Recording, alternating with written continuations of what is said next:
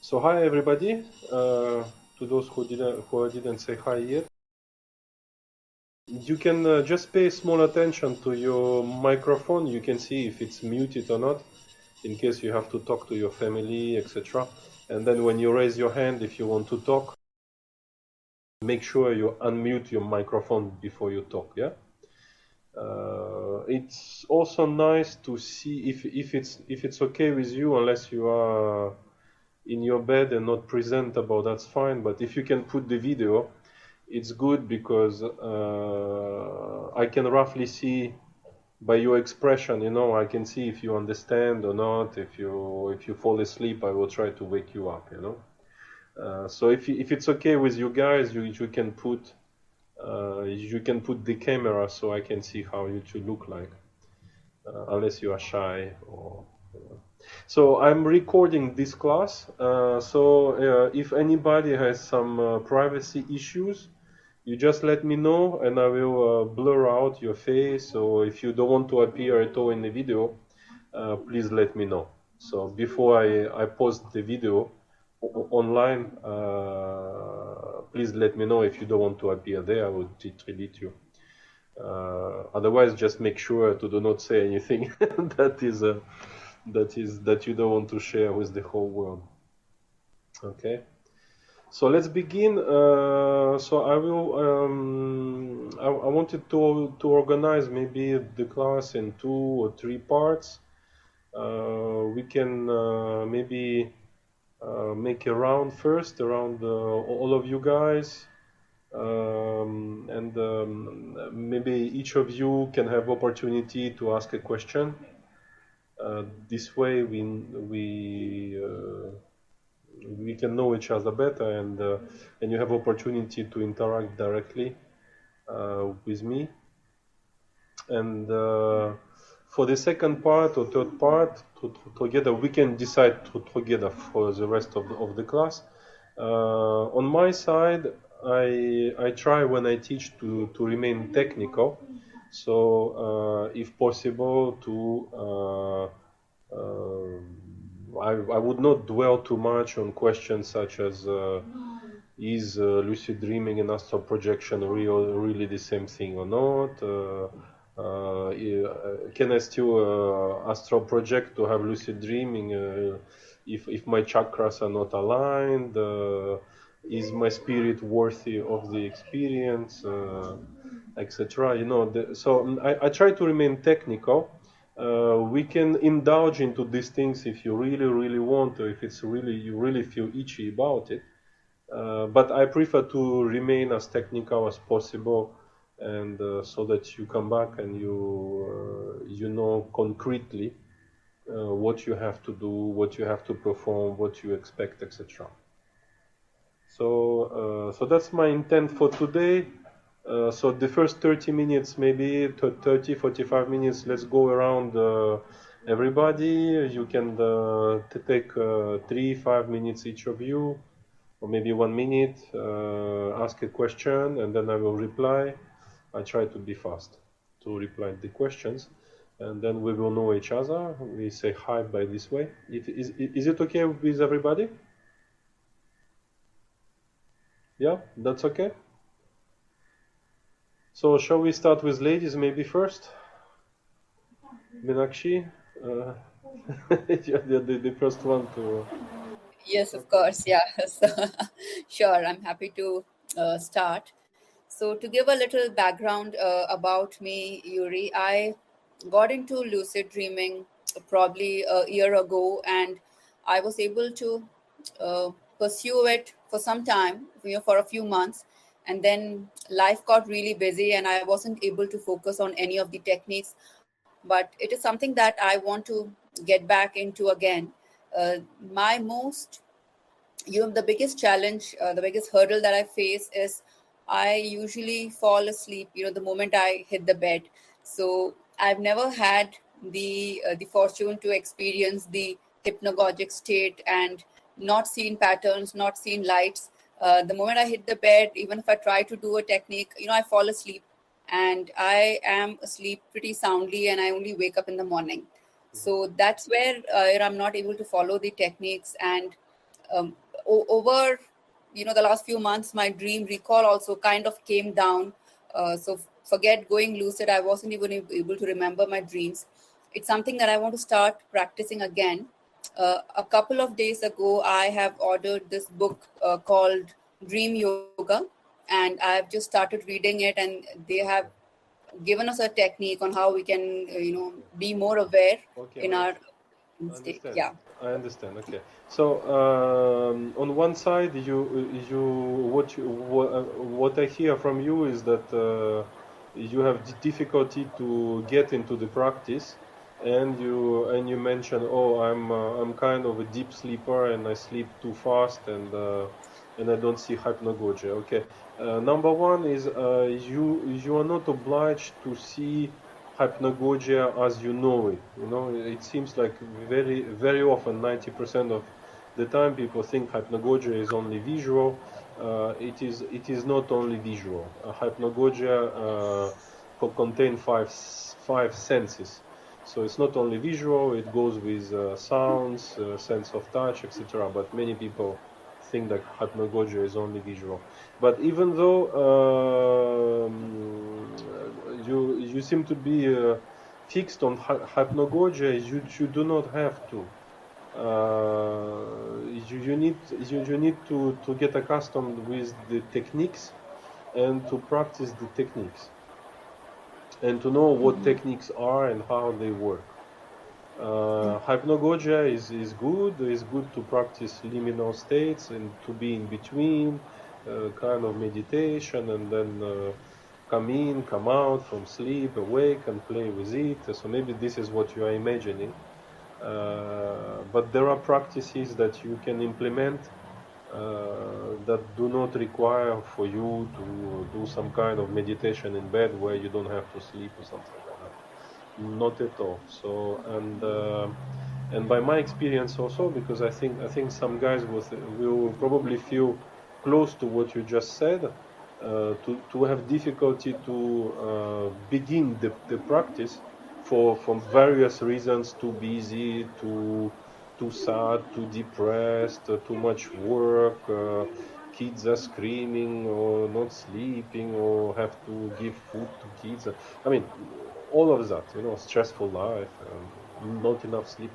But you can throw at me, we have time today, you can throw at me particular situations, and I can tell you, for each situation, there is a solution.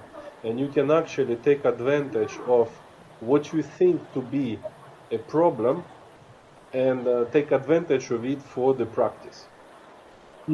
I can give you, you can throw at me one example. So let's say I take your example. You said, oh, I fall asleep and I just sleep soundly and I don't see anything.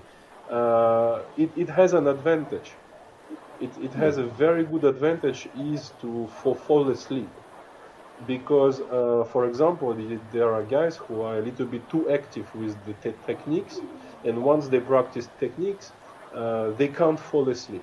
So in the middle of the night, at the beginning of the night, they do them, and actually they prevent the body from falling asleep. If the body cannot fall asleep, you cannot experience a lucid dream or astral projection. The body definitely has to go to sleep. So you think it's a problem, but it has also an advantage, because you Right. fall asleep easily. So you implement the right techniques into it, and the fact that your body falls asleep quickly, it's a good thing. Right. Yeah. So that need to see, okay, when you hit the REM period of the sleep, etc. You see, but so the main point, what I want to tell you is, do not think in terms of difficulty. Think about how to take advantage of the situation. Do not see situations as preventing you from practice.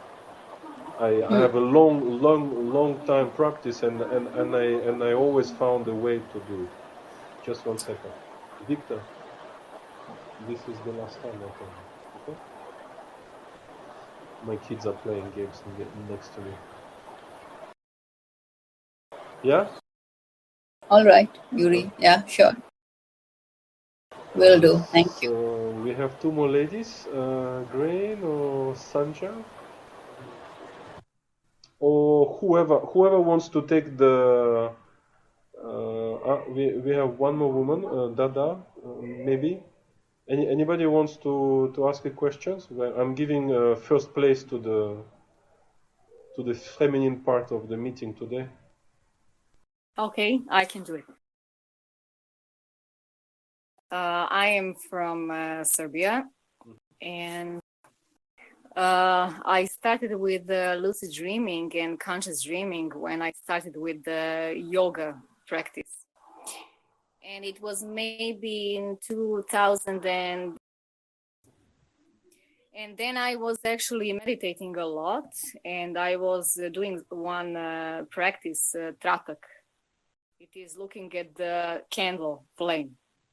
And I was doing this, Trataka or whatever. And I was doing this practice for every day before sleep. Mm-hmm. And after some time, I started to have lucid dreaming and many experiences and going to many dimensions and so. Mm-hmm. And but recently, maybe a couple of years ago, I don't meditate so much, and that is the problem. And I don't have so much lucid dreaming, but I'm going into many dimensions, and I like it. And somehow I know that it is kind of real, but it is different than this reality.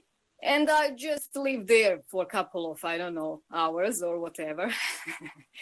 And I am not, how to say, I'm not thinking kind of a reality check, because I know it is some other dimension. And it is kind of normal that it is weird, that it is different than this dimension. And I am not becoming conscious there. So, I don't know.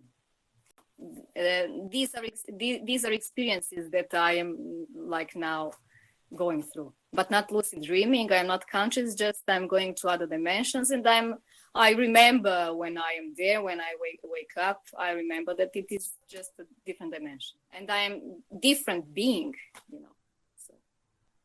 Okay. Yeah. So all of that is happening when you sleep, right? Yeah. Yes, when I sleep. Yeah. So when you sleep, yeah. Okay. So I did a lot of yoga too. I'm a Kundalini yoga instructor, and I quit yoga because lucid dreaming is so much better for me. Mm-hmm. But I started a little bit like you. The main thing, to keep in mind is that the whole definition is not like it's important to keep.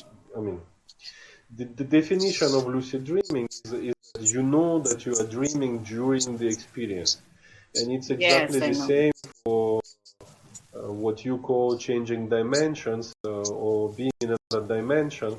You know it upon awakening, and but that is not what we want primarily. What we want is that during the experience itself, we want to know where we are and be very conscious about it. And yes, exactly. And that consciousness or awareness has levels too.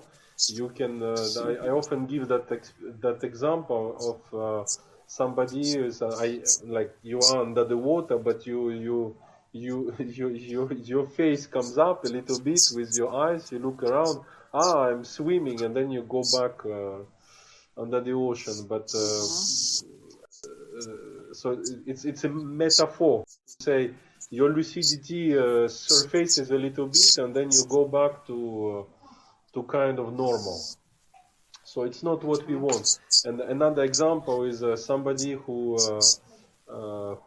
realizes he is dreaming.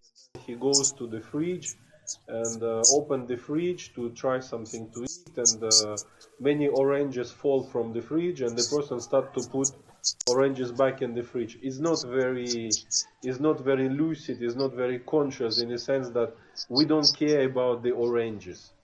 There are so many more important things to do than putting back the oranges. You know, nobody gonna blame you for the mess that you did. It would be much more conscious to take the orange and eat all the oranges or smash them on the floor, maybe, I don't know, do some super juice with it. That would be more interesting than more conscious, more aware than you know, break something on the street and start to say sorry to whoever was there. That means that you are dragging your normal kind of behavior from your waking life to completely another dimension where these things do not apply. So you need to strive for lucidity, for awareness, and you need to strive to raise it. You know, you need to always ask yourself a question: how lucid I am, and then are my actions really lucid, or am I being emotionally triggered by something, or am I functioning as usual? You know, you are completely free to fly, to go through walls, breathe under the water, and you know, and change dimensions. And you need to know it during the experience, not when you woke up and having the impression, oh, I was a little bit lucid. No, you have impression, I was a little bit, I was, no, but it's too late. It's during the experience itself that it has to be. Yeah. Yes, I know. Yes. So that's the thing. Trakata, yeah, many guys do it. Is a good thing to focus. Meditation is not it's not an obligation to do. It does help. My theory is that when we meditate, or when we, like Meenakshi was talking about the hypnagogia, I give it a general name, is a hybrid state. So any hybrid state which is different from waking state, completely waking state, is good to practice. Basically, you are training the muscles inside you to exist in different states than just awaken. So that's why guys who practice meditation, they have indirect influence of that by having more lucid dreams. Or somebody who is doing this Trakata meditation, indirectly, I have more lucid dreams. But it's not, I would say, it doesn't have to be only with meditation. There are so many other things that we can do. But yeah, it has some impact. Okay. Yes. Okay, anybody else? Thank you. You are welcome. Anybody else want to say something? Yeah. Fatmir. Nice to meet you, brother.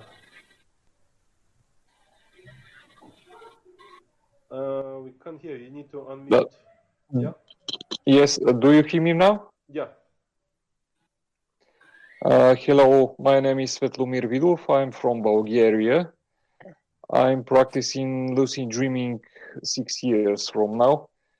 I try a different technique, but my conscience develop a resistance. I try the reality checks. I have 1-2 lucid dreaming. After that, this technique stopped working for me. After that, I tried another technique. It works for 1-2 dreams and then stop, which is very encouraging, I think. So what to do to have a regular lucid dreaming? Okay. Yeah, I think this is very interesting for everybody. So we can remind me again, maybe, if I don't answer that, but I think this is the main question for today. That's what I have promised you guys, to do exactly this, to talk about what kind of practice can we do to have regular results. So first you need to know all different kinds of approaches. You mentioned something, you mentioned, I mean, that's what I understand from what you said. is that, oh, I'm doing reality checks, but you said something like my conscious is getting used, or my conscious is refusing to implement something like this. Is it correct? Is it what you Yes. said? Okay, so there is I can only theorize about it, but I do talk about it sometimes. Is that it's in the subject of the subconscious mind.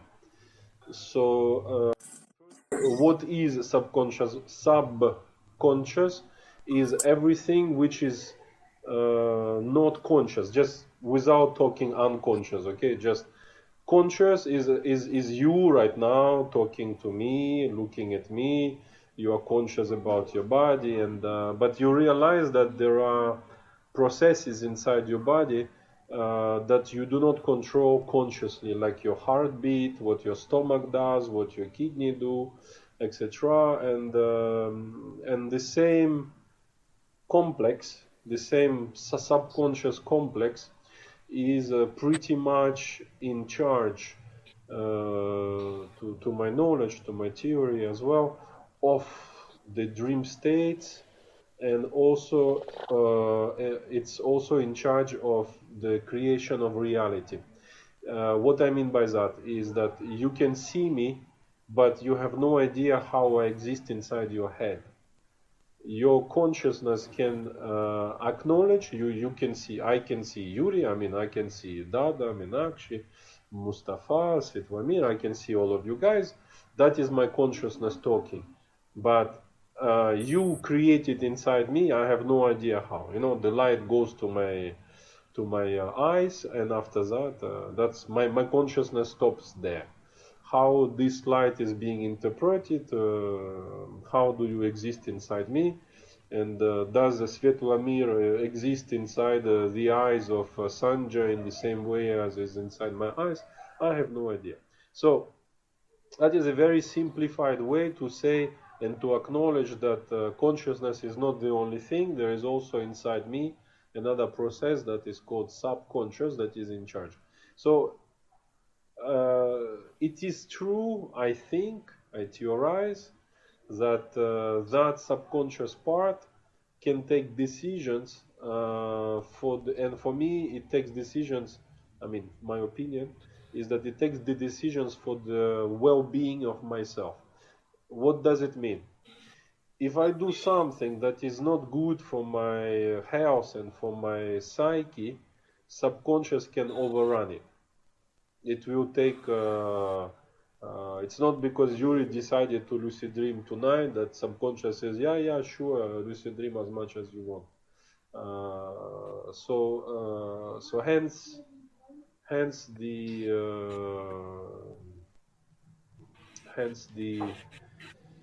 it is good to be aware about it, but it's maybe not the practice for beginners, and usually beginners do not encounter this too much. In terms of when you learn the techniques, the technique will work, and the subconscious will not have time to adapt to the techniques that you are going to perform. It's just that probably the techniques that you have to perform, like maybe reality checks or something like that, they are not obliged to pop up in your dreams. You know, I don't know what other techniques you have done, but it is true that subconscious adapts very fast. For example, you probably had this experience. You are sleeping, and somebody, let's say, banged the door in your house, and in your dream state, somebody bangs the house too, bangs the door as well, and it's in a fraction of a second. Or you wake up from a loud sound in your dream. There was a loud sound, and your partner says, "Yeah, the door just, the wind just." You see what I mean? So the subconscious adapts adapts it in the dream state very fast. So hence the difficulty sometimes with some techniques is that subconscious will adopt whatever you are doing into the dream state, and hence you cannot recognize the dream state. But there are plenty of technique to overcome that, to fight that. So so I will talk about these techniques in a short while, and then it will make it clear. I will explain to you what are the techniques, what are the approaches. That's what I said just before I started to talk for Svetlomir. So when we will hit the second part of the webinar of today, I will talk about the different approaches, so you will be clear. Okay. Okay. Okay. I hear sounds. Yeah, somebody has some construction sound or something like this, guys. Maybe you need to mute. Okay, next. So Anybody else feel like talking? George, yeah. Yes, brother. Hi, my name is Jorge George. I'm from Australia. Well, originally from Spain, but living in Australia. I just quickly tell you how I got into this, because I'm pretty new to it. I've been doing this for probably a year and a half or so. And this happened almost 2 years now. My wife left this physical world, and about a month after she left, one night, before that, I wasn't even. I had a very hard time recalling my dreams or anything similar to that. I never had any experiences, and I had what some people call a visitation. To me, it was more of a lucid dream. I knew I was dreaming. I knew I was, but I was physically with her, and it felt so real. In fact, more real than real. That when I woke up, the first thing obviously was a big relief knowing that she's somewhere else, and but also like I needed more and I wanted more, and I started looking into this and investigating and came across many different, and I've been practicing many different methods and doing a lot of reading and a lot of research into it, and I've had some success, obviously not as much as I would like to. I don't think anybody, from all that I see, I don't think anybody has as many successful attempts as they want. I mean, everybody. I think everybody would probably want to do it every night, but I think that's not many people, if anyone, can do that. But I've only had probably, I don't know, about a dozen successful attempts, and very brief. Most of them are very brief, mostly because once I realize that I'm in it, I get really excited, and that throws me out straight away. I can feel it, I know it, but I get so excited physically that and it's what they say, your heart rhythm gets very, like your heart beats faster, and then you get out of it. Yeah. Especially when I'm with my wife, I see her and I get really excited. I'm out. But that's not my main problem. I don't mind that. I think I can work on that. My main problem, because I think the technique, the direct technique that you use and which I think it's probably the best method, or at least definitely the most direct method. Like with waking up in the middle of the night and then going back and doing the attempts and doing the techniques. My main problem with that, and I'm guessing this is very common, but I don't know how to overcome it, is that I set up my alarm to like probably 2 to 3 hours before my normal wake up, go back to bed with the intention of not moving or opening my eyes when I wake up, and then do my techniques. But most of the times, like 9 out of 10 times, I move and I realize that I'm fully awake. So every time, it takes me, it's only by chance that I realize, okay, I'm awake, but I haven't moved myself. I always move myself when I wake up, and I can stop it. I go back, when I go back to sleep, I go back with the intention of, okay, I'm not going to move. I'm not going to open my eyes. I'm not going to move, but I move. And that throws me out completely. And I think it's coming to a point where I'm obsessing about it, which is not good, because I'm kind of like, as you were just saying, I'm subconsciously making myself move because I'm thinking about it, and I don't know how to stop it. Okay, we're gonna solve it right now. Are you done, or anything else to ask, or just that? Yeah. I got all the issues, but I think that's my main one at the moment. I've also had a lot of what they call false awakenings, as you were talking about. You mentioned this a few times, where you think you're awake, but you're actually in the phase or the shift.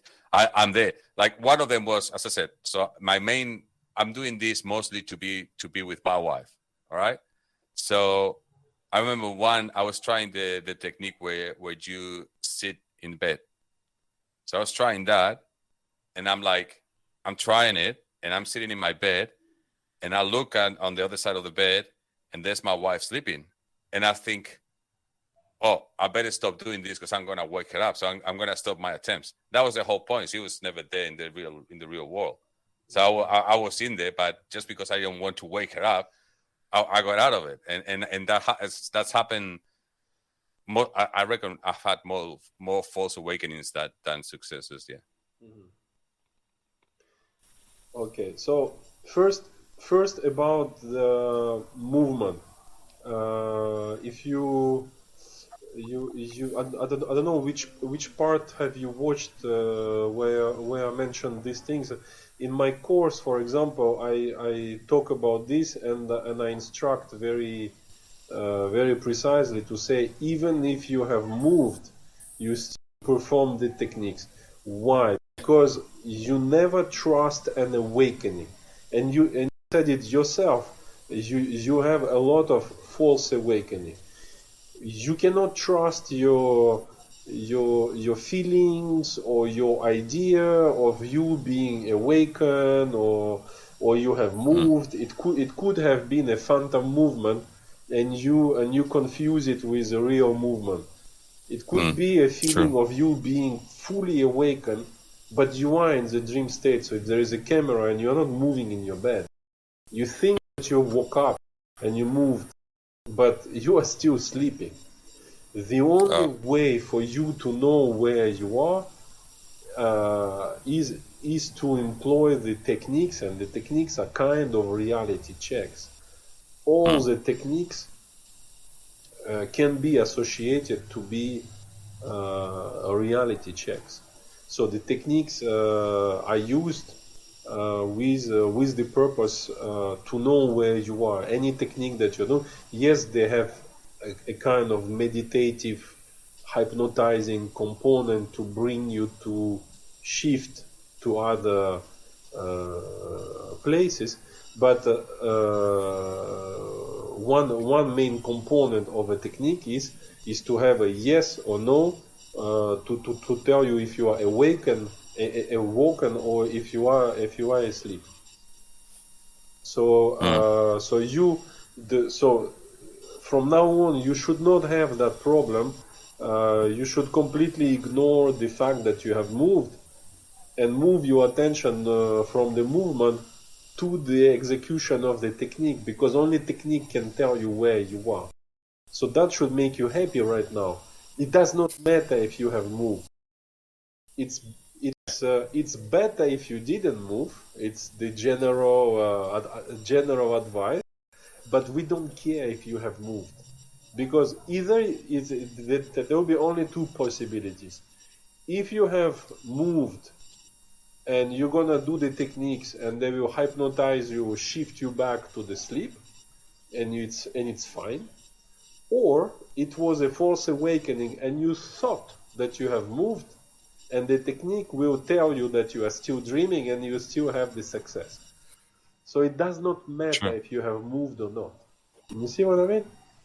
Yeah.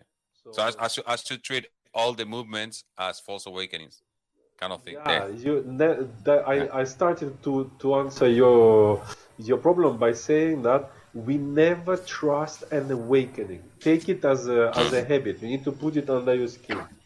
You wake up in the middle of the night and you are a shifted dreamer. You never trust an awakening. It's a technique. Consider it a technique to never trust an awakening. And We'll do that. after that, the excitement, all the beginners go through that, and you explain very well.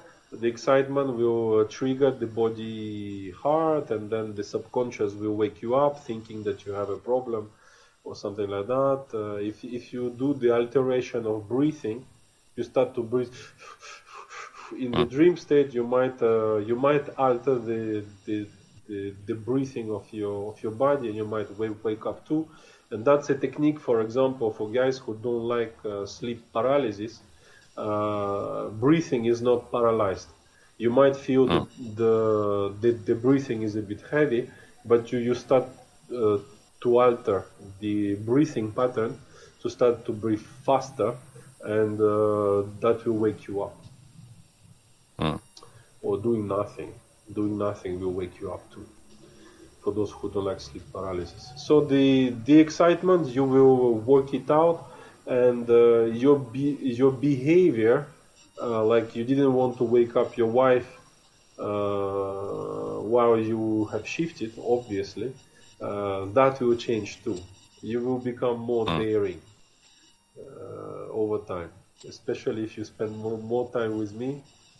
I am a little bit more daring than most of the teachers, I think. I'm quite how to say, I'm quite against the current, you know. Everybody go left, I go right. Everybody go right, I go left. So I put everything into question. I do not. But I think ultimately, dreamers, you know, you will gain more freedom. Over time, we gain more freedom. So where right now you are excited, right now you are a little bit shy, but these things will change with experience, definitely. Perfect. Okay, guys. Thanks. You are welcome. Anybody else? Yes, Baron. Yes, brother. You need to unmute your microphone. Yeah, okay. Okay, so question for you. Years ago, I used to astral project. I don't know how I did it. It just would automatically happen. And I know that astral projection and lucid dreaming are kind of connected on a lot of levels. So I don't know how I did that, and then all of a sudden it just stopped as well without notice. And so I'm trying to get back to being able to do that. And I figured that lucid dreaming is probably a gateway to that. I'm assuming they're closely linked. Is that not true? You mean lucid dreaming and astral projection, how close it is one to another? Yeah, are they pretty closely connected? Are the same thing, or? Yeah, so I was saying at the beginning of the workshop that I do not want to dwell too much on this question. Is that, you know, there is no how to say, there is no definite answer, I think, to say that it is different or it is the same for me. I see it a little bit like two faces of the same coin. And I do not see why I would start to make a difference. But subjectively, depending on the kinds of experiences, a person will segregate the experiences and start to call them with different names, astral projection or lucid dreaming.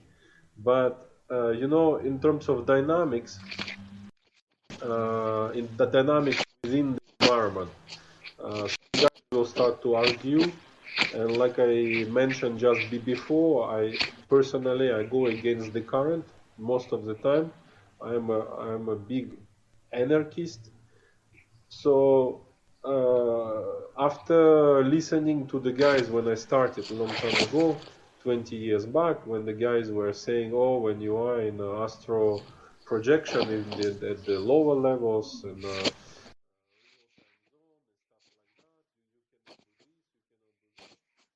I have overcome all this. Hence, for me, all this information that I received by reading a book or listening to someone, I put it into question by personal experience, and I could break the rules. Hence, the information is false for me. You see? Sure. So, well, that's the thing. I've noticed a lot of people cut and paste someone else's information, and so it becomes the norm, and when in fact it may not actually be true. So that is why I think, you see, personally, I do not put a judgment on anyone who wants to call it differently or have a different opinion. I'm not stuck in my head on calling it one way or another, and me personally, I call it shifting. And I believe that everything is possible. I'm not saying it is like this or it is like that, but I do not go into spending too much time on the difference, because for myself, I have obliterated that difference. So I see this experience as the same. I see. Because in terms of dynamics, I can break the rules. So where the person tells me, oh, rules apply like this and like that, I go there with my anarchy and I obliterate the rules. You can't fly, yeah, I will fly. You can't go through the walls, I will go and bang until I go through the walls. You know? So yeah. So well, and that's the thing, is I didn't know if that's what mine was. I mean, maybe it was lucid dreaming. I'm not sure. I only know is that I would find myself automatically, and I'd see myself going through different folds in the veil, I guess you could say. Like there's I don't know, you somehow would go from this realm to a different realm.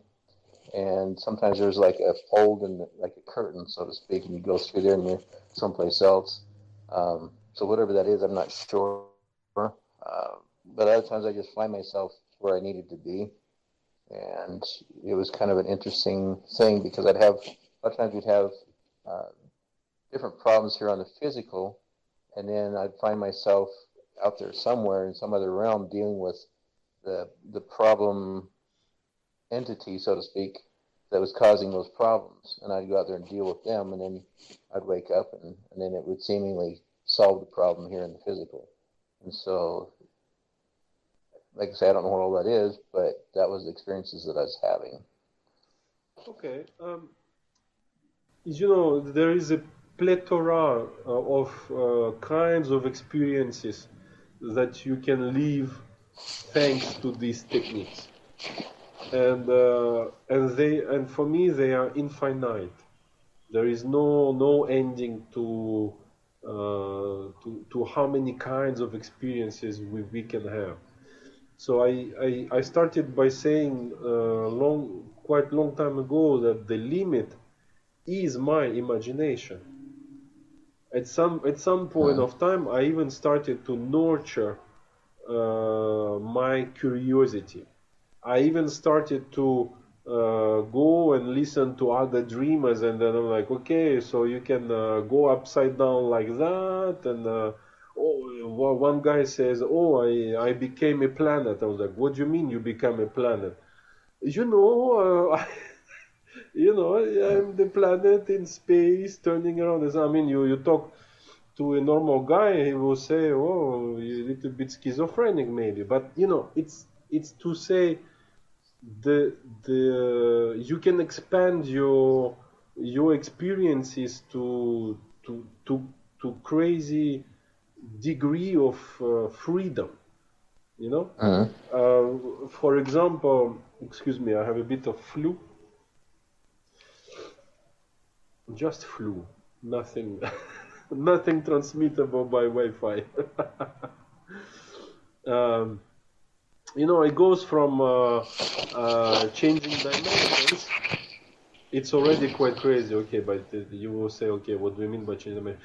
For example, inhabiting a different kind of beast, for example, an animal, to morph to shift into, do shape shifting, for example. Easy one, for example, you go from man to woman, woman to man. Why would you do that? To try, could be fun. Then maybe you try to become an animal: cat, dog, tiger, snake, bat, whatever, you know. And the interesting part is that the experience is total. It's not just as if.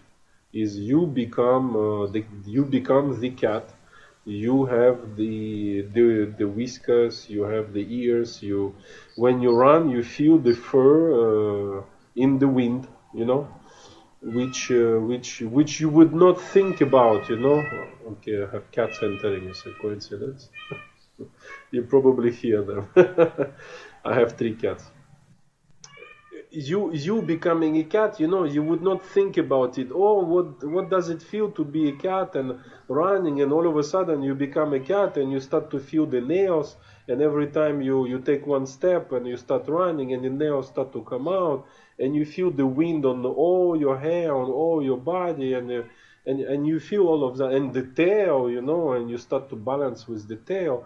And you as a human being, even though you have seen documentary about the cats and you have seen cats in your life, but the experience is total. It's not, if anybody morphed one day into a cat in a lucid dream or astral projection, or any animal, you know that the experience is total. It's not just imagination, you know. So Okay. I was talking about it to say that there are many kinds of experiences. You know, it's and changing dimensions. You know, where you start. Let's say you go one level up. Let's say we change dimension of time. How does it look like if you can see past and future and present at the same time? Or you know, and or how about seeing if you go like this, let's say time may be difficult to imagine, but one that is very tricky, for example, is to see in 360 degree, but not only left and right, front and back, but up and down at the same time. I hate that vision, but we can do it. It's possible. And where you can see up, down, left, right, front and back, and when you are moving, you know, you don't have a body. And when you realize, oh shit, I don't have a body now, because otherwise how do you see through the body if you are looking down? You see what I mean? And I don't have eyes, I don't have hands anymore. So you see in all directions at the same time what is going on, you know? This kind of experience. And do you call it lucid dream? Do you call it astral projection? I personally do not care anymore.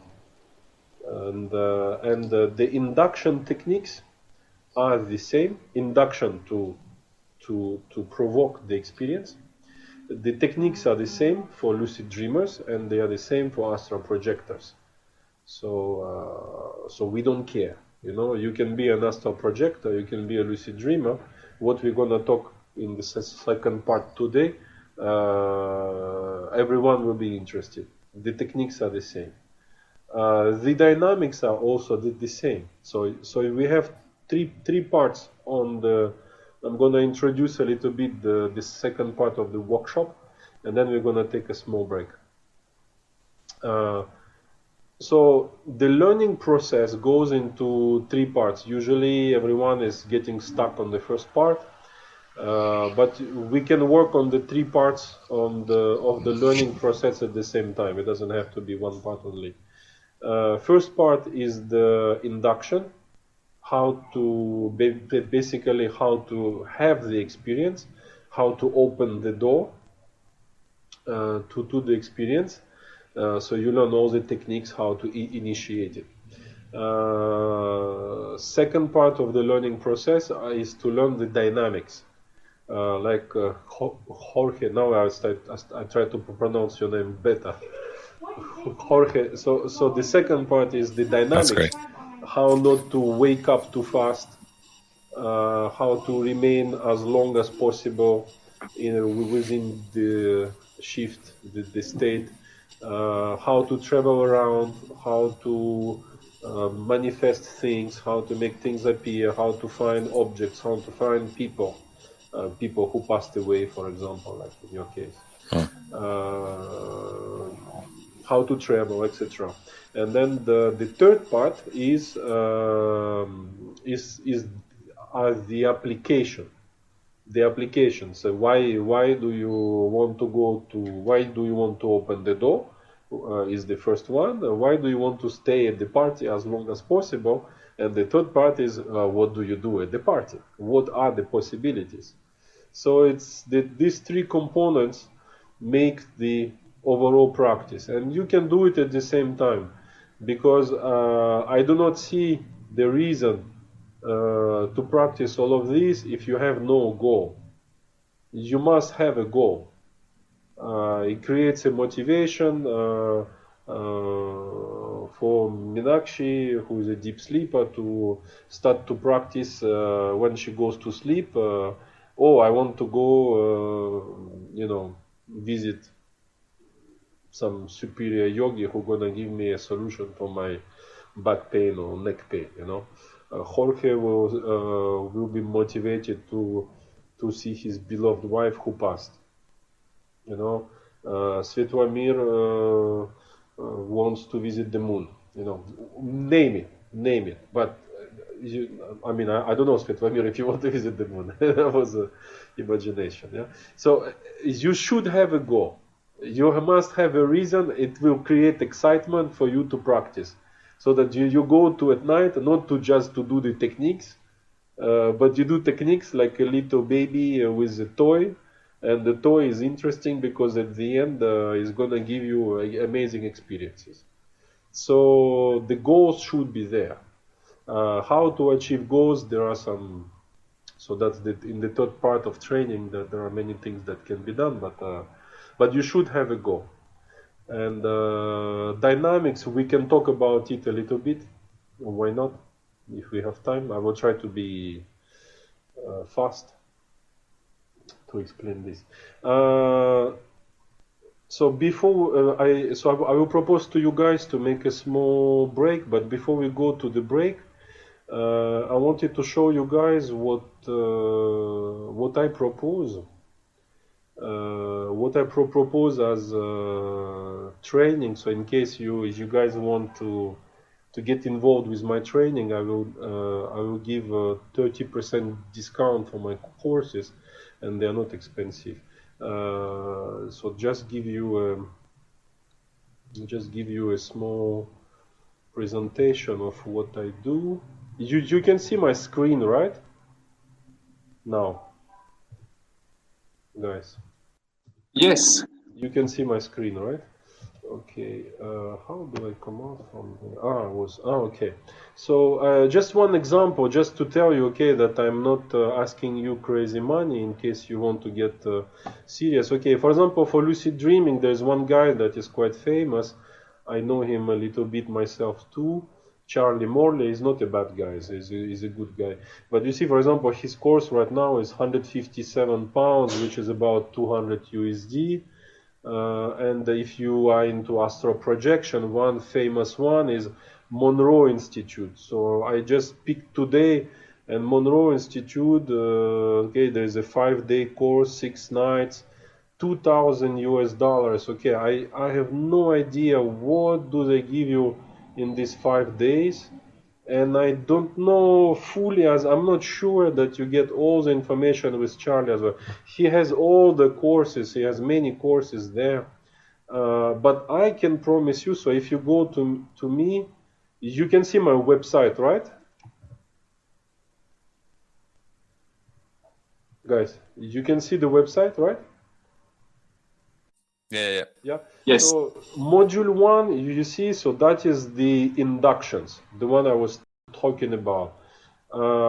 Dynamics, you will have module 1 and 2, so you will have how to induce the experience and how not to wake up and how to travel around, etc. And advanced, you have all the 3 modules that have the induction, dynamics, and what to do and how to do, and also future practice. So you see, it's only 107 USD, and I give you 30% discount for today. And then what I do as well, I have unlimited package at 997, but I will give you a 50% discount if you want to do this package, and that is unlimited in terms of classes. So classes that you do, for example, today, in this package you have of course you have the access to all the modules, and you have unlimited classes with me for life. So it's not you just buy this course and then you never see me again. You see me for life. So anytime you come and you can book classes with me and the other guys. I have a group who are on unlimited package with me, and so that's how it works. So for the courses, I can give you 30%, and for the unlimited, I can give you 50% for today. If somebody wants, you just let me know today, and I will give you the codes. Wait, I have a chat. I'll send you the code for the 30%. So that is for the code is shifter. So if you go to the website, those who want to purchase, the code works until tomorrow. After that, I will give you a little bit less. So if you're really motivated, if you really like, you can purchase today with 30% discount. And the 50% you need to tell me, and I will send you a special code for the total package in case you want to get it. Guys, so is it okay if we make about maybe 5 minutes break? If you want to go to the toilet, prepare another coffee or something like that, and we come back in 5 minutes. Is it okay? Okay. And then we do the practical part. Yeah? We do I have a question, but I can ask after the break. Yeah, after 5 minutes. We come back. Yeah, if you have something that is still itchy in your mind, sure, brother. Okay. Okay, see you in 5 minutes, okay? See you in 5. See you.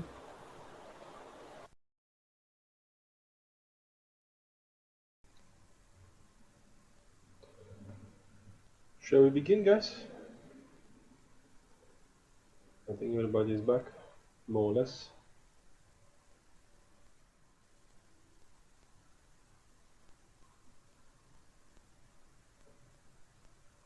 You can hear me, right? Fatmir, so let's start with your question. You said you still have something to ask?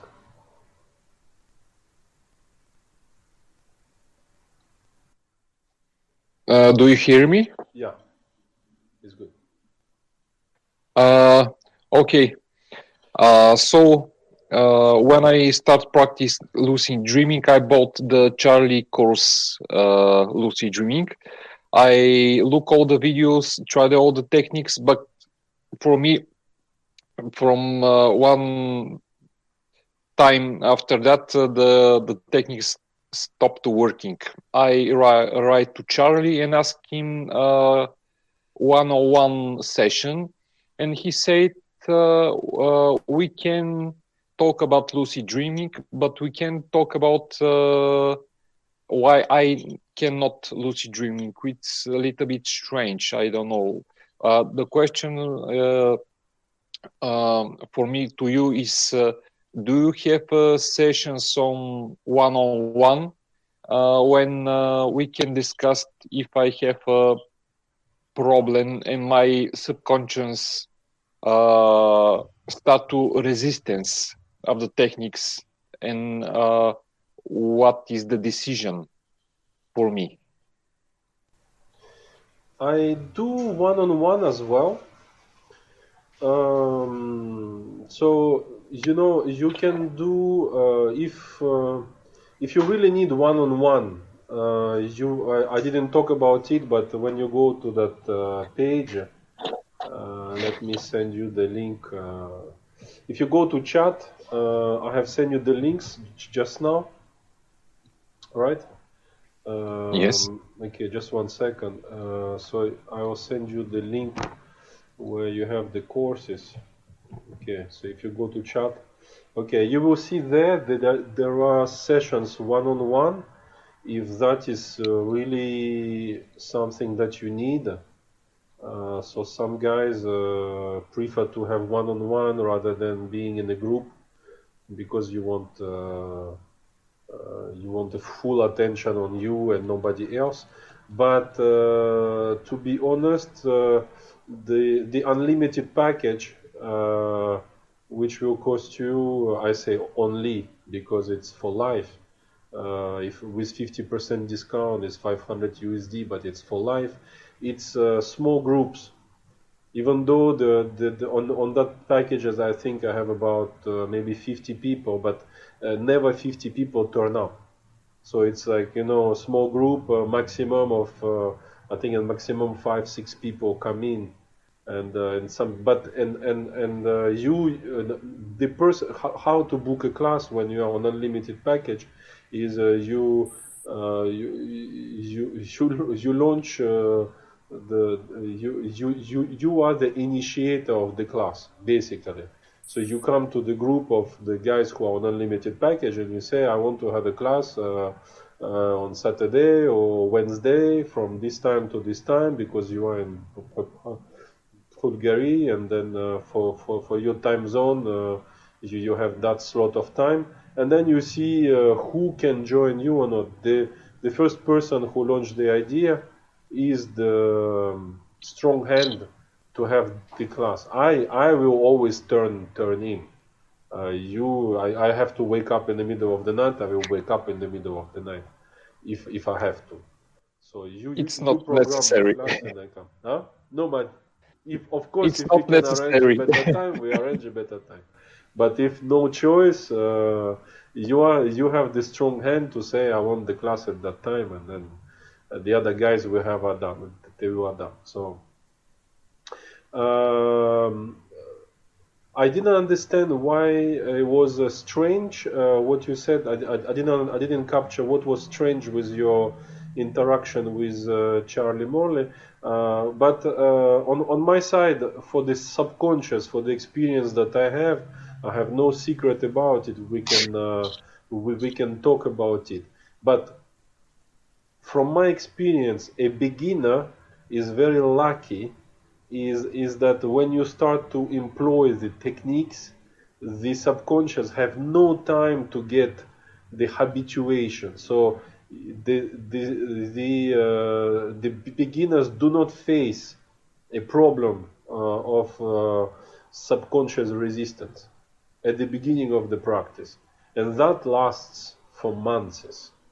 So the issue of the subconscious usually comes in after 3, 4, 5, 6 months, where the results of the practice start to drop. Usually beginner, when you start to learn the techniques, you become very successful very quickly, and then you need to balance it out. After 3-4 months you will have a drop, and then you come and say, oh, my techniques start to work less. Okay, and then we start to talk deeper, but not at the beginning, not at the first weeks. Normally you don't have that issue at the first weeks of practice. Yes, for me it's 1-2 dreams. After that the techniques stop working. So which techniques you have been using? First, let's talk technical. the reality checks. Okay. After that, I'm asking myself, am I dreaming? Okay. This is a little bit like reality checks. Anything else? Yes. Anything else? When I go to bed, before I go to sleep, I memorize my lucid dreaming and start to imagine. First, I lucid dream there. The second lucid dream there. Still, you're working on lucidity within the dream state. Everything you have Yes. said until now is to trigger lucidity within the dream state. Anything else? Anything else? Any other type of techniques the other type of techniques, when I go to bed and close my eyes, and I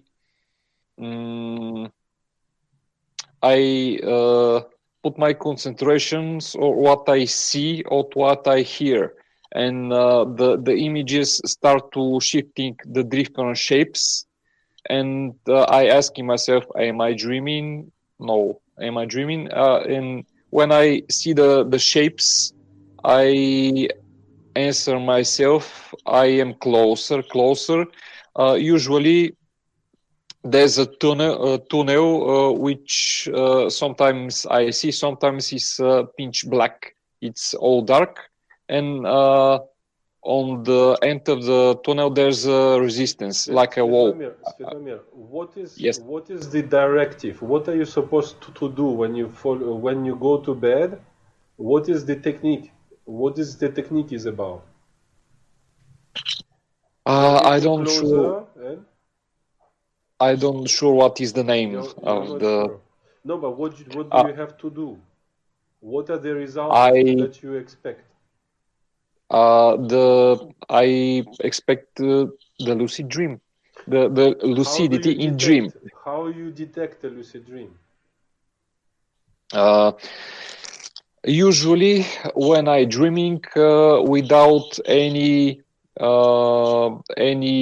reality checks, in my body, I feeling I'm dreaming without anything strange happening to me.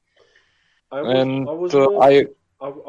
was more focused on what you have learned with Charlie. I was more focused on that. So, is there any other technique, or can you finish up the explanation of that technique when you go to bed, or is it finished? Is the explanation over? I'm don't sure which technique was of Charlie, which technique is from other place. Some techniques I developed myself, so I'm not sure. Okay, but it doesn't sound very precise to me there. So I will Yes. bring that precision to you today, and to everybody else. Okay. Okay, so you guys have to know that there are 3 access points. The one that everything that Svetomir has just explained, to me, it is to trigger lucidity within the dream state.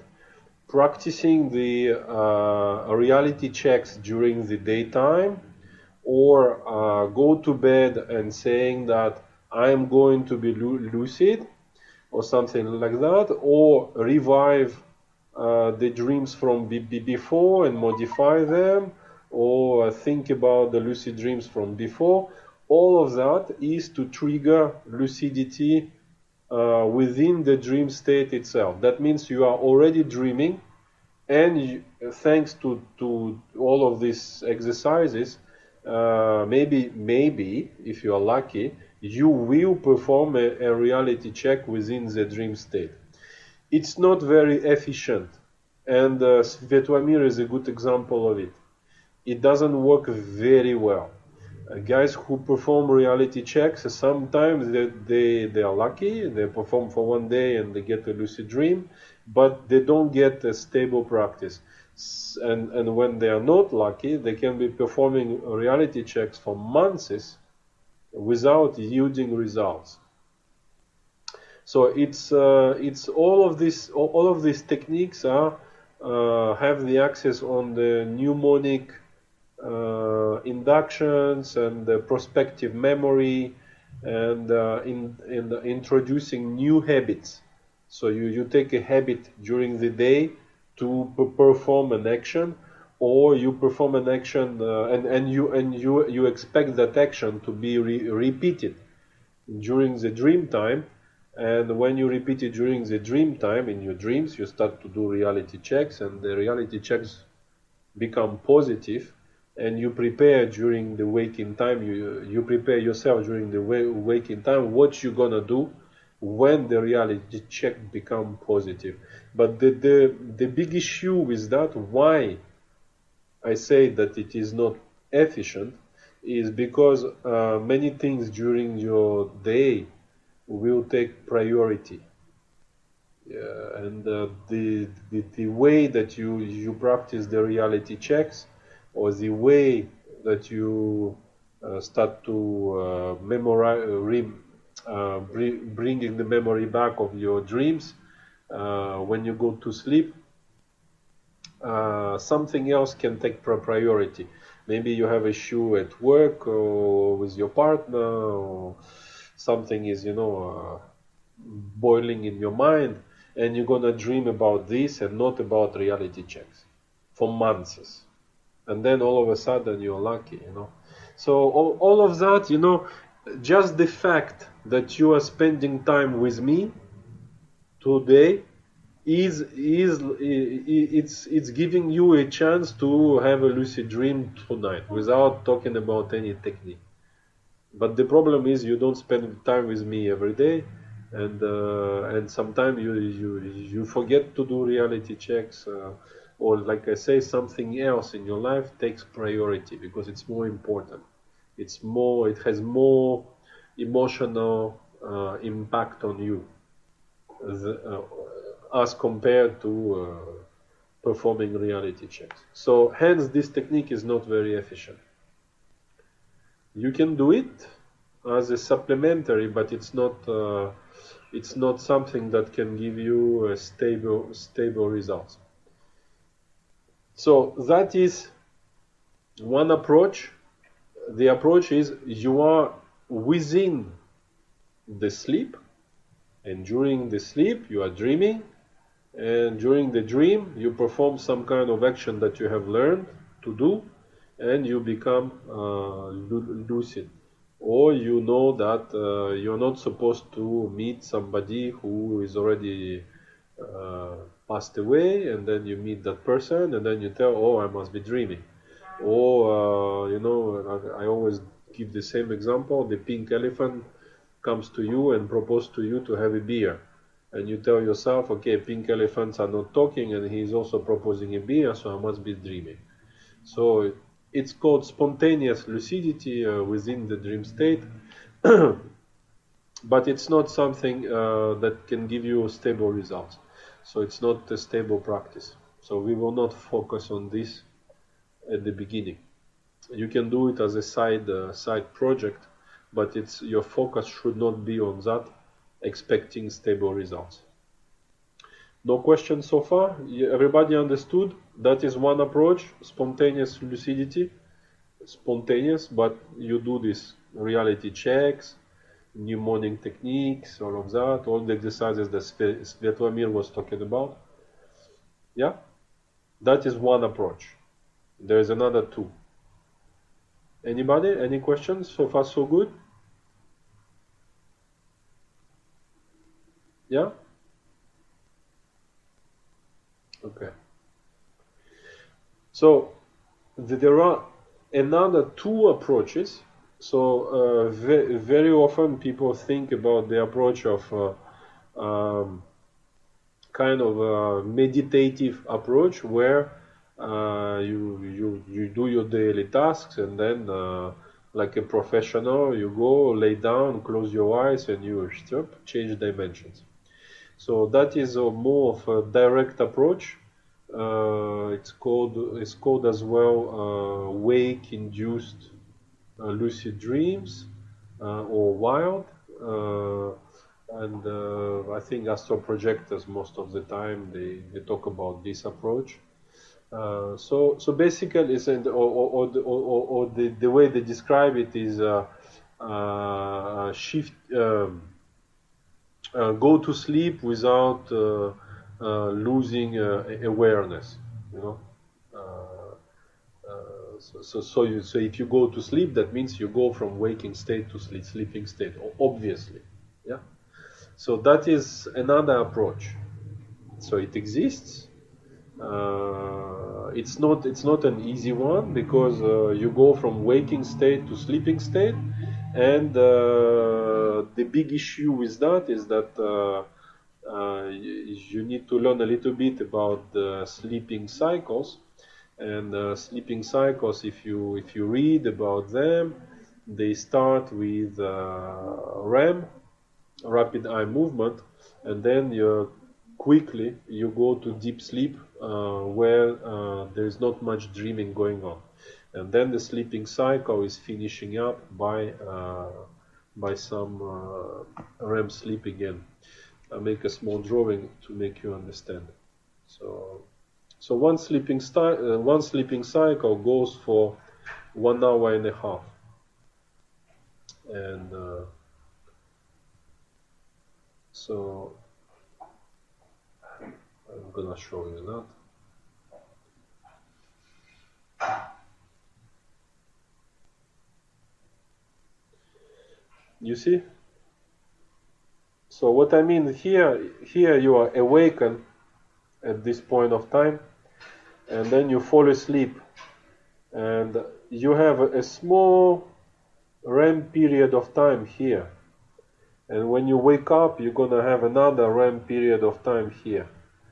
But from here to here, from this period to this period, it's not much dreaming going on here. So what you need to understand is that when you start a sleeping cycle, there is not much REM going on there, and many people do not experience dreaming at the beginning of the cycle. You need to study yourself. Do you start dreaming when you fall asleep? And is it regular? You see what I mean?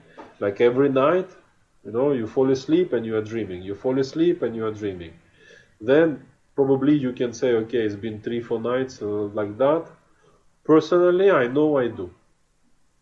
But apparently, statistically, with age, we stop dreaming at the beginning of the cycle. It's more at the end of the cycle, so upon awakening. So one cycle duration is 1 hour and a half. So from 1 hour 20 to 1 hour 30, you are dreaming, or from 1 hour to 1 hour 30, you are dreaming. But not from 0 to 10. And younger generation dreams at the beginning of cycles, and kids fall asleep and start dreaming immediately.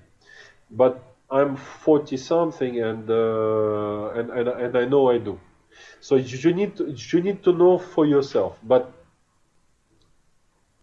do you dream at the beginning of the cycle or not? Because if you start to practice this approach of lay down and start to do some kind of technique, even though you do the technique, but if you don't hit the correct body mind period of time, what's the point to lose the time to practice, if you can't hit the correct state, you see? So that is why it is often combined with wake back to bed, which means you sleep a certain period of time, 3, 4, 5 hours, wake up, and then you come back and sleep again. Why? Because you want to eliminate the first 2 or 3 cycles where you do more of deep sleep and less of REM sleep. And in the second part of the night or towards the morning, there is less deep sleep and more REM period of time. Hence, if you really want to do the direct approach of kind of a meditation kind of thing, where you are awakened and then you lay down and start to make some efforts, it's much better to do that way. Some guys are also very successful during the afternoon naps. So that's another time. I know I am very bad with it. I don't have much success with afternoon naps. But I have many students who are very successful with afternoon naps, and they are older than me. So they are not kids. And they are very good with afternoon naps. Means they apply the techniques while they are awake, and they are successful. So did everybody understand? Or does anybody need Any more explanation on that? Or somebody wants to make a comment? Or Sanja, Troy, Rajesh, Dada? Anybody? Everything is okay? Do you understand what is the approach is about?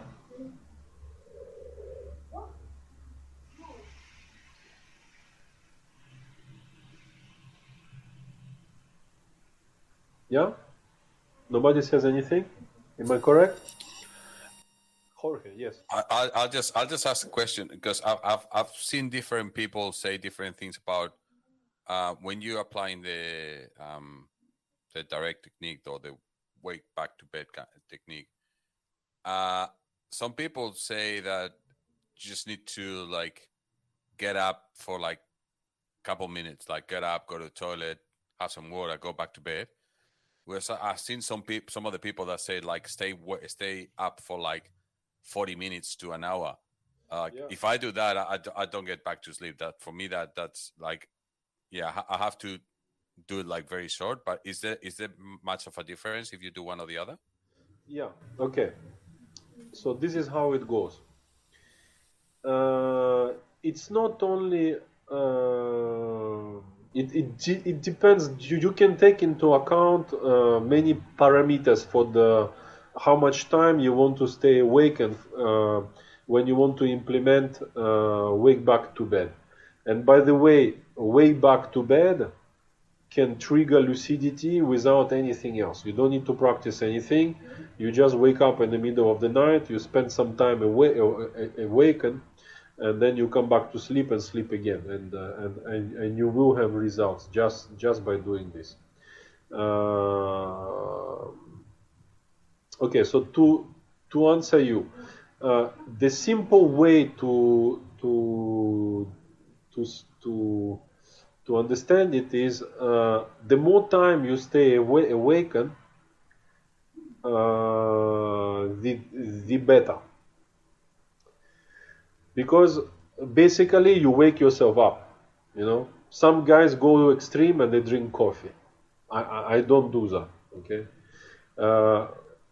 but basically you put your neurons into a waking kind of consciousness. Because lucid dreaming astral projection is a hybrid situation. When we measure the brain waves, normal consciousness when you are awakened is 30-40 hertz. When people are sleeping is 5-10 hertz, and lucid dreamers are doing 40 to sometimes 100 hertz, even more than guys who are awakened. But in general, they will hit 40 hertz like you are awakened basically. But on the other parts of the brain show, the guy is sleeping, but the frontal cortex will be at 40 hertz. What does it tell you? Is that when you are not lucid, you don't hit for 40 hertz in your frontal cortex. But when you fall asleep, you sleep certain period of time, and you wake up, and you start to hit 40 hertz again, your brain is kind of, oh, I am awakened, you know. And usual guys don't do that, you know, wake up and go back to sleep again. They wake up and stay awakened. So hence is a little bit of like hacking sleep. You tell your brain, oh, I'm gonna stay awakened. So your brain is okay, so the guy is awoken, so he's gonna spend the whole day awakened. And then you go back to sleep and the brain didn't understand, oh shit, the guy fall asleep. And he stays at 40 hertz. But the body falls asleep, and you recognize the dream state because you are at 40 hertz or more. You know? So the more time you stay with your brain at 40 hertz with your critical thinking, the better. That is a simple way to put it. But there are many parameters that come into play. For example, I do a 5, I do not do it anymore, but last time I was doing a 8 to 5 work. I have to wake up 5 days in a week, go to work. I cannot afford to stay awakened for 1 hour and a half.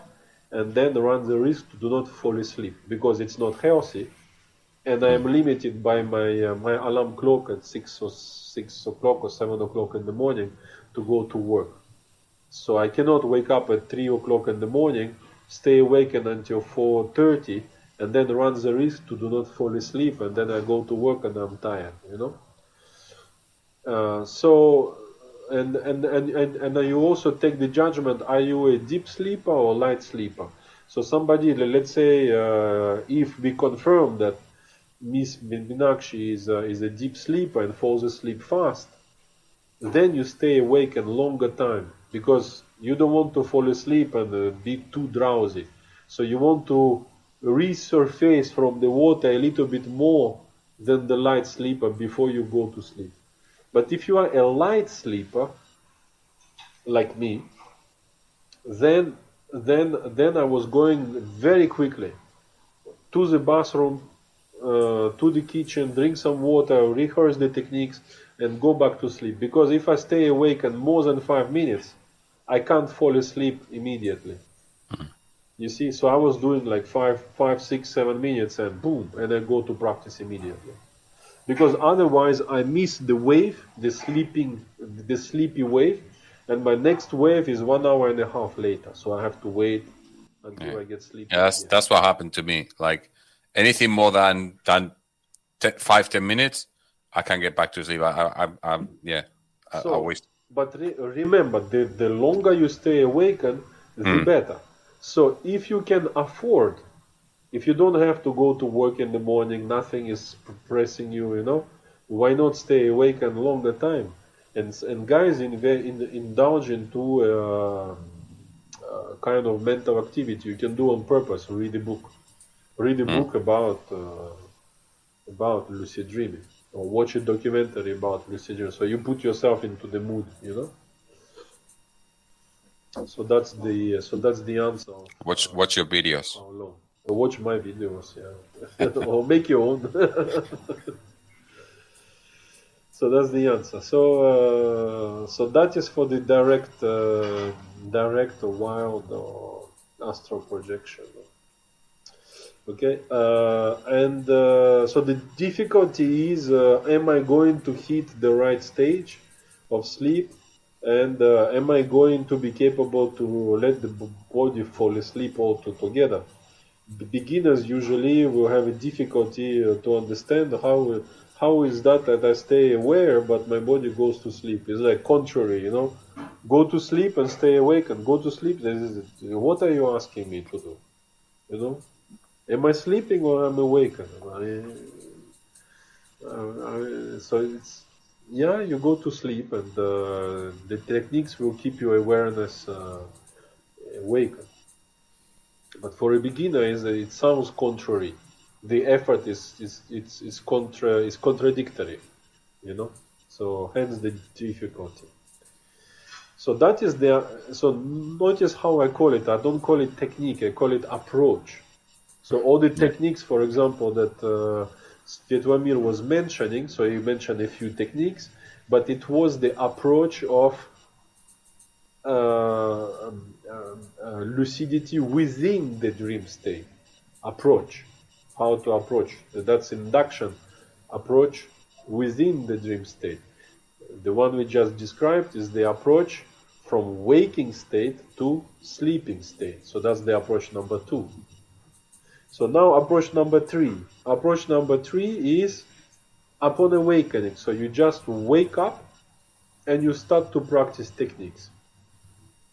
And that is the easiest because you come out, because remember I was talking about the sleeping cycle. Sleeping cycle is finishing by REM, a rapid eye movement period of sleep. And because of that, you could be waking up yourself into a false awakening, or you come out from REM sleep, so you come out from the right state that you are looking for, and you just dive back into it right away thanks to the techniques. So that's the hack, is to come out from the REM sleep, or being still in the REM sleep, and apply the technique. So on your side, it looks like you woke up and you start to apply the techniques. So the approach is coming out from sleep. You see, going to sleep, approach number 2. Coming out from sleep, approach number 3. And inside the sleep it was the first approach. So there is only 3 ways to approach it: from within, from waking to sleep, or from sleep to waking. There is no other approaches. There is no other way to approach the sleeping state. You see? So whatever the technique that you hear from somebody, you need to categorize it into which approach is that. Any technique that you're gonna hear from someone, ask yourself one question: which approach am I doing right now? Is it me am I going to trigger something from within the dream state? Remember, Yuri told you it's not very efficient. Is it from waking to sleeping? It's better, but it has certain difficulties. Is it upon awakening? That is where I advise you personally to focus on. So any technique that you hear or you learn from anywhere, try to categorize them into one of these 3 approaches, so that it's clear for you what kind of approach you are doing. Any questions so far? Everybody is okay?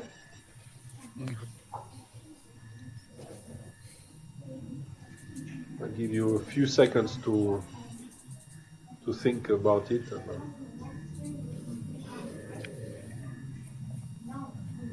Fatmir, yes. Yes, my friend.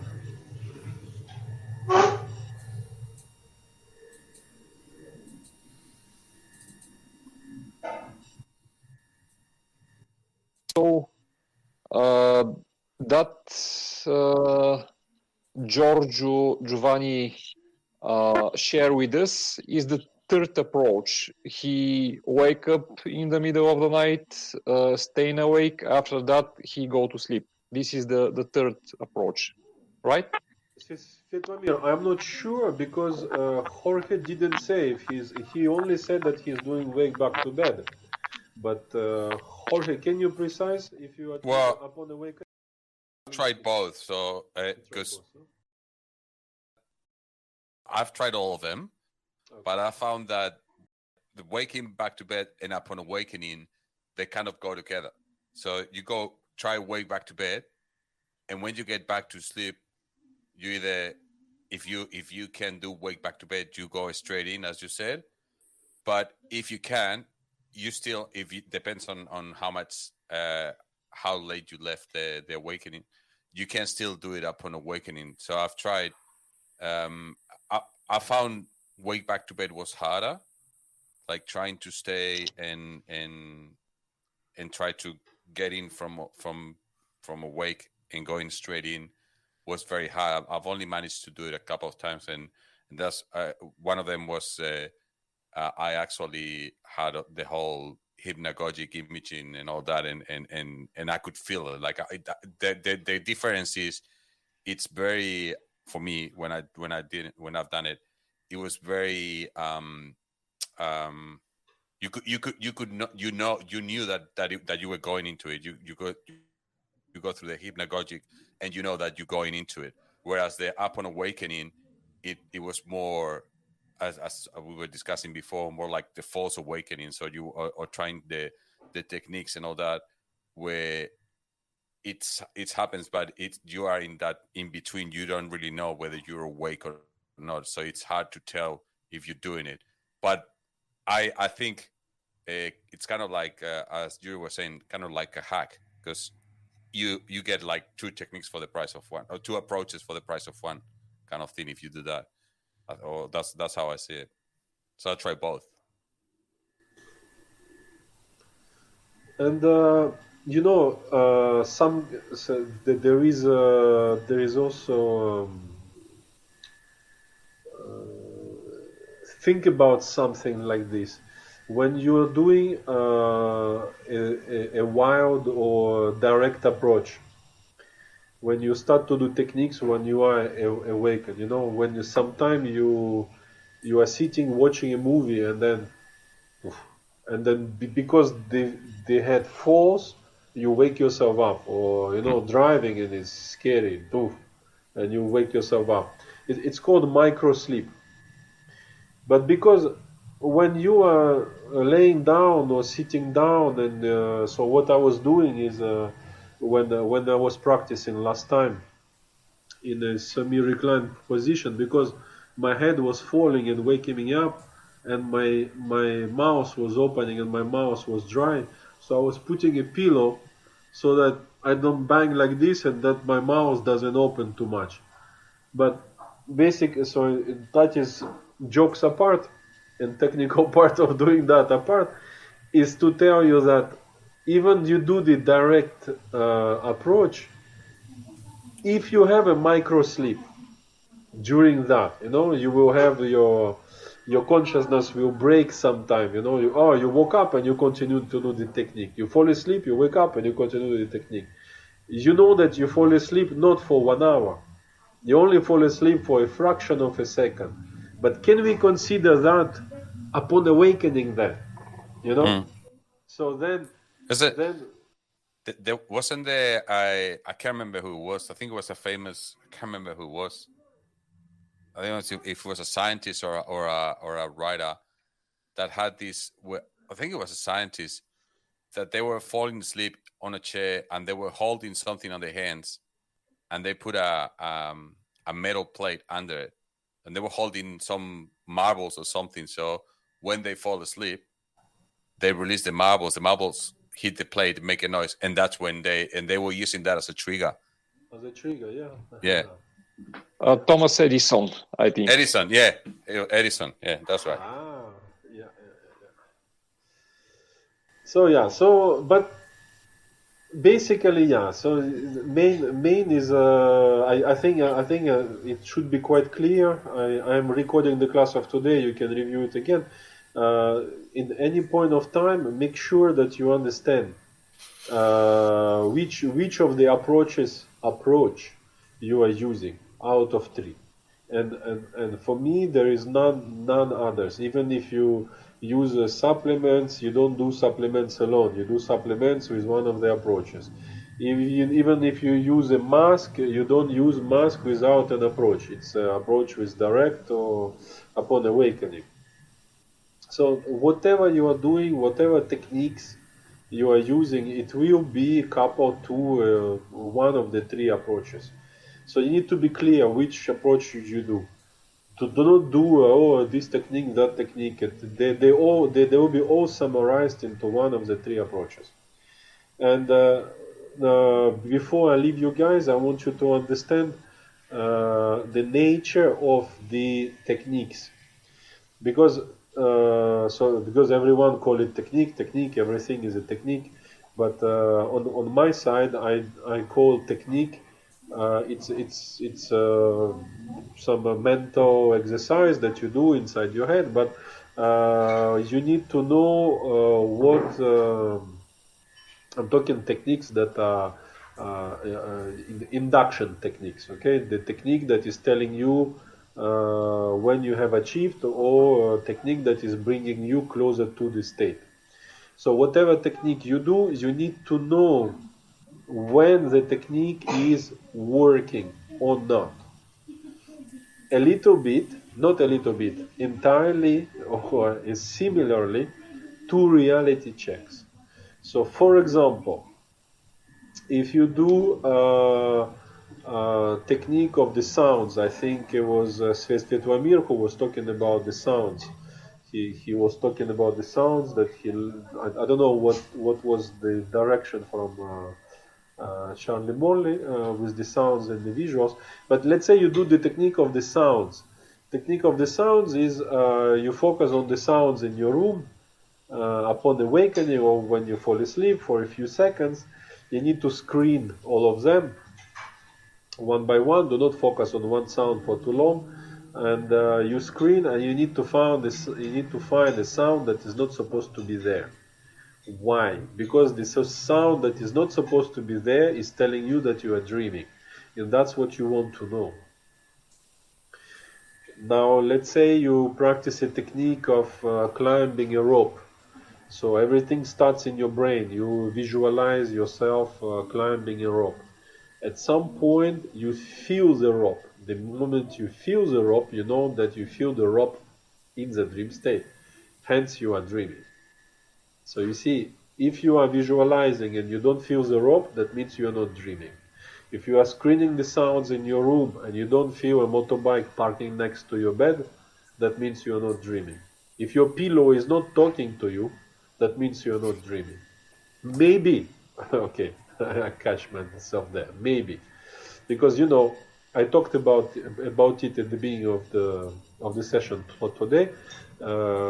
Somebody was talking about the hypnagogia, and I was saying hypnagogia is not just visual; it's 5 senses. Smell, you know, you wake up and you smell banana, you know where the banana come from. It's a hypnagogia, you know. So you need to pay attention on all 5 senses, not just the visual. So the nature of techniques is binary, yes or no.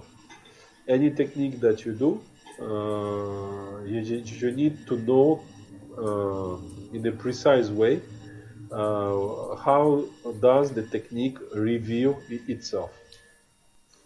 Let's say you practice visualization of swimming. Basically, you have to be in the water. If you are still in your head imagining yourself swimming and nothing is happening, no sound on the water, no feeling of the water on your skin, that means you didn't detect the dream state. Any question? Was it clear enough? I have a question. Yes. You mentioned that we must understand that the approach or technique work for us. How many times we must to try technique to decide this is work for me or this is not work for me? Not the approach work or not work. The technique works The or technique. not work. You have only 3 approaches, because it's very confusing for the guys, but I explain to you what the 3 approaches are.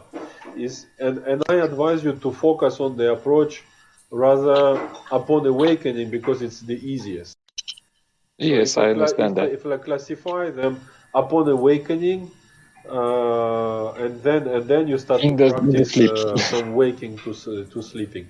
And the dream consciousness, you do it in parallel, but do not put too much importance on it. You just do it in parallel as a side effect, you know.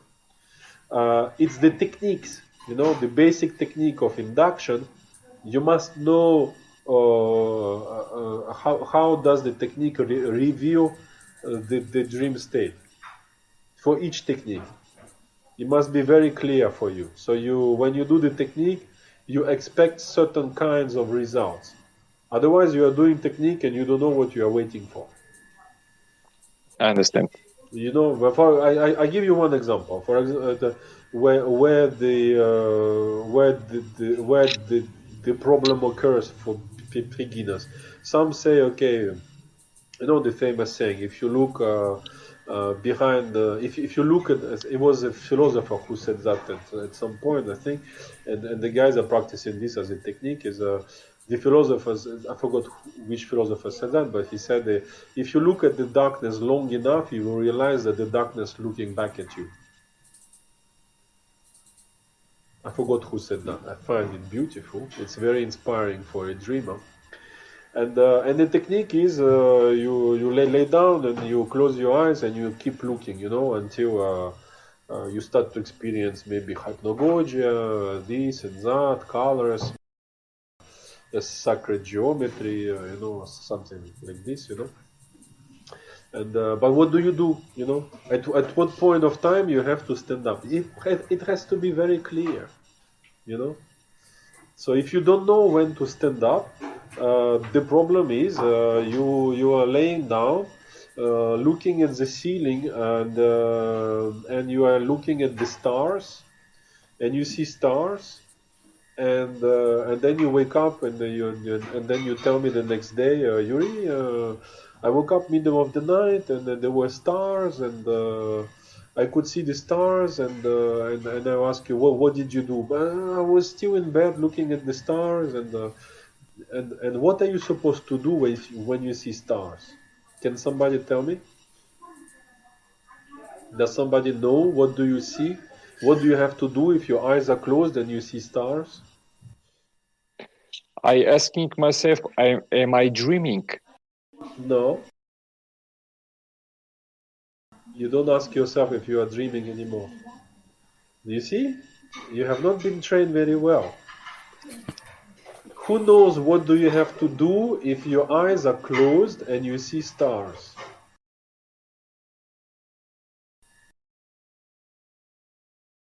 Go to the stars. Your eyes are closed and you see through the ceiling of your house, of your apartment, you see the sky. What do you have to do? What does it mean? If your eyes are closed and you see the sky with the clouds, what does it mean? It means you're dreaming. Huh? It means that you're dreaming. That means you are dreaming. Then what is your next action if you are dreaming? So then you try to go out of the house through the ceiling. You try to? Pardon? Is depend what your goal. The individual. The goal it's after that. You are in bed, you see the sky, what do you have to do? Reality check. No. No? Reality check is done because you see the sky with your eyes closed. Nobody figures it out. To go for the stars. You go and get there. Thank you, Jorge. You go for the stars. You stand up from the damn bed. Stop laying down in bed. Stand up, walk around, start flying, explore. You are dreaming already. And you see how many of you are in difficulty to know what you have to do. And some of you have been practicing for 5 years and nobody told you what you have to do if you see stars. You still don't know what to do with the stars. Can you believe that? This is how bad the training you did. Yes, but how I know that I'm dreaming or not? I see the stars, okay. I stand up, go whatever Okay. I want. Svetomir, yes, close your eyes. Do you see I stars? don't Do you know. see stars? Open your No. eyes. What does it mean if you close your eyes and you don't see stars? I'm awake. Maybe. Maybe awake. Maybe. Never conclude that you are awakened. False Remember? awakening. Never trust. It could be a false awakening. It's Okay. not because visually you cannot see anything. You could be hearing pillow talking to you. You could be smelling roses, banana. Okay? That hypnagogia is not only seeing. Maybe you need to test the dream state on all five. Usually we test on 3 senses: visual, sound, and touch.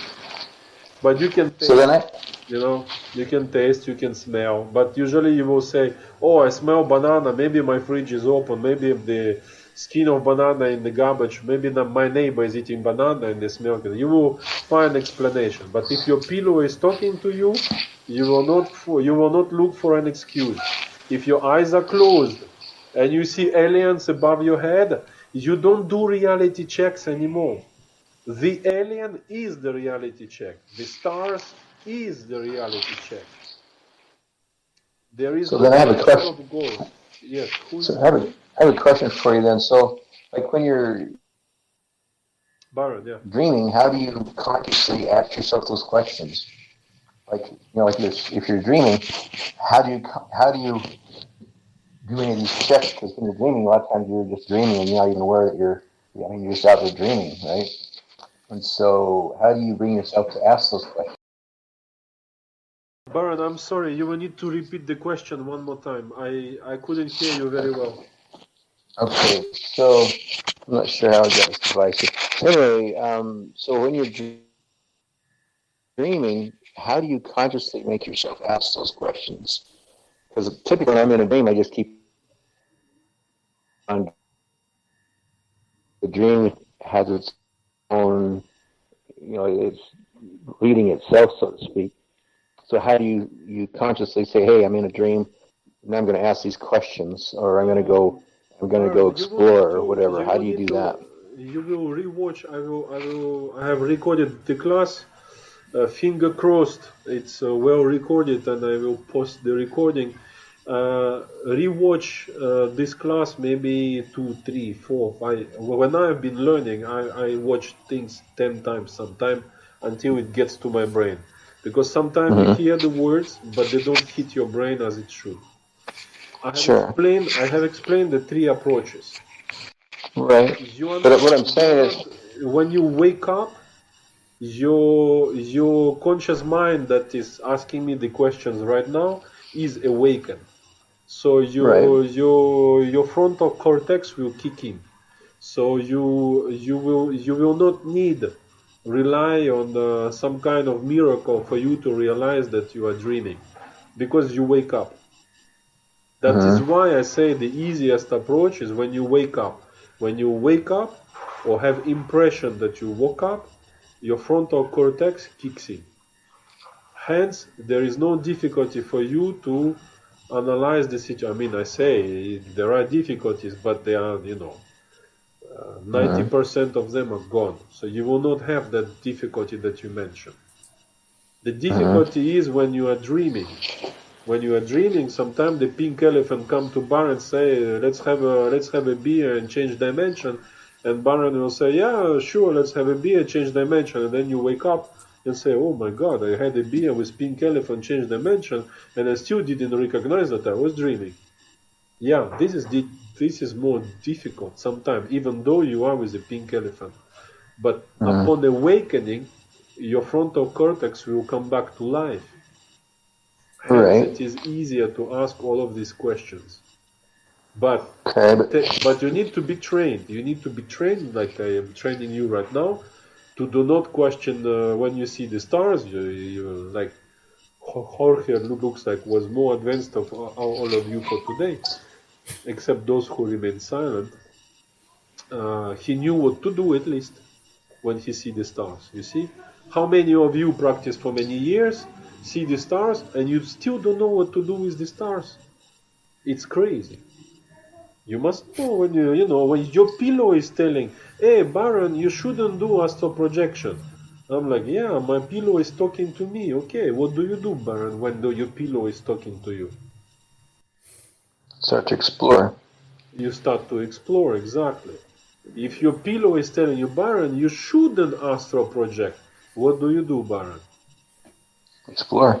Yeah, maybe the pillow, and you go to explore. And you tell the pillow, yeah, come into my armpit, you can still be talking like a radio, let's fly with you, and you complain about me astral projecting. Need to lose all these shyness, all these limitations, and go on. I try to make some beautiful words for the ending of the class. We are already 2 hours done, guys. But I think it was a good class. Well, what do you guys think? It's midnight here, so I'm about to go to bed and put it into practice. You are in Australia, okay? Yeah. You are nearby. I am in Malaysia. I have 10 o'clock in the evening now. A little bit better for me. So, guys, I repeat, you have 30% discount if you believe that my course contains absolutely everything. So if you go for that 107 minus 30%, you have it like for $70. It has everything inside, everything.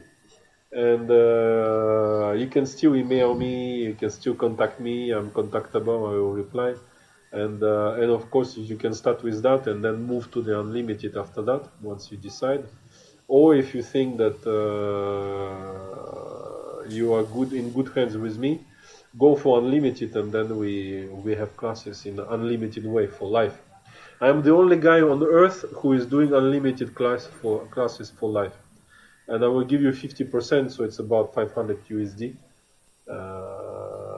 And if you pass by in Malaysia, you are welcome to my house. Or if I'm traveling in Europe, who knows? I could be giving you class in person. So it's classes in person if you are in Malaysia, or from wherever you are, online classes for life. So it's a good package. Nobody else is doing this, from what I know. So hopefully see you soon, guys.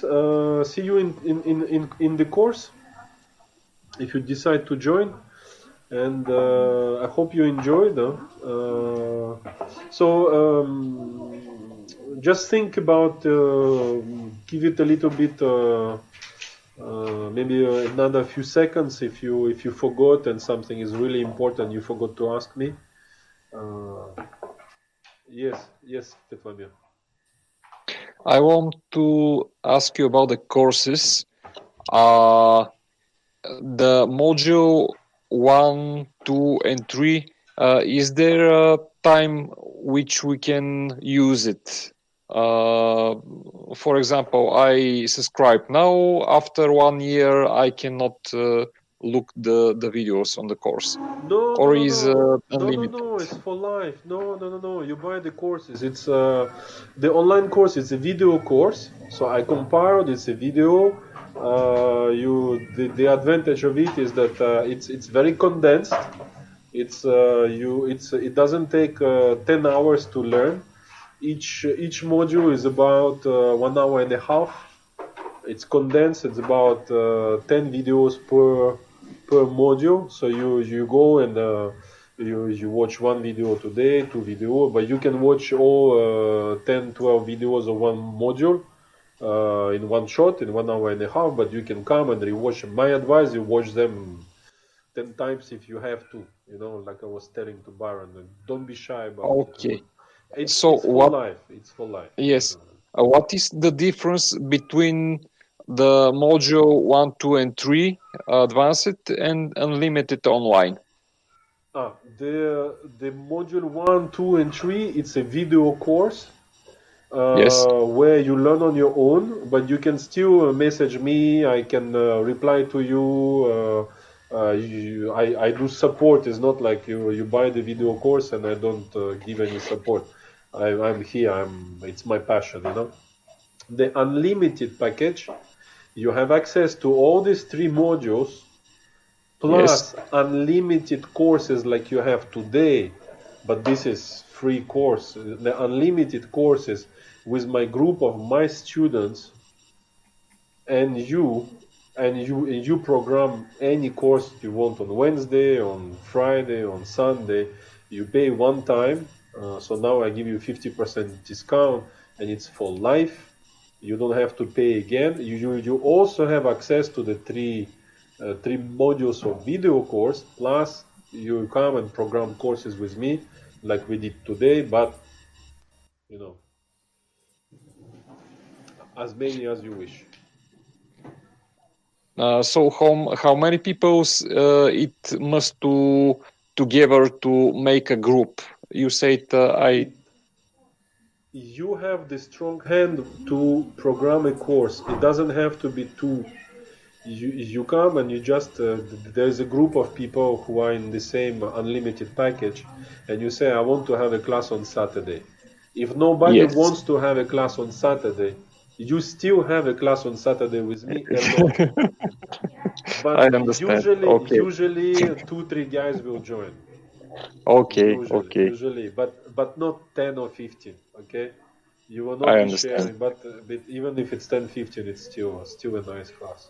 Like we did today, we were about 12 or 13, I think, at maximum. But usually in my unlimited, I think maximum we did maybe 5, 6, 7 guys maximum. Usually 5 guys. Some are very regular; they like it, and somebody organized. So even if the guys don't want to join because it's the time zone or they are busy, you want to have a class, you have a class. Even if it can become a 1-to-1. Yes. Yeah. Okay. Yeah. But if you want to have a 1-to-1, you have that option too. Okay. Thank Yeah. you. You are welcome. So you want to join? You ask me? Yeah.